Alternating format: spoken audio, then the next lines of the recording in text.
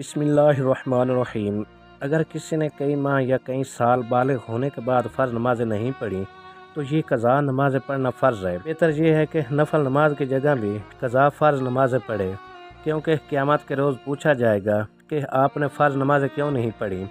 नफल नमाज ज़ायद इबादत है, अगर कोई पढ़ेगा तो बहुत ज़्यादा अजर सवाब मिलेगा। अगर कोई नफल नमाज ना पढ़ेगा तो क़यामत के रोज़ उससे ये नहीं पूछा जाएगा कि तूने नफल नमाज क्यों नहीं पढ़ी। इसलिए बेहतर ये है कि नवाफिल की बजाय भी क़ज़ा नमाज़ें पढ़ी जाएँ ताकि फ़र्ज़ से बरियो ज़िम्मा हो जाए।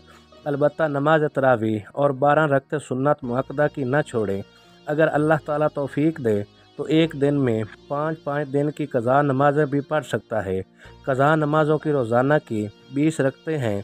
फ़जर के 2 फ़र्ज़, ज़ोहर के 4 फ़र्ज़, असर के 4 फ़र्ज़, मग़रिब के 3 फ़र्ज़, 4 फ़र्ज़ इशा के और 3 वितर।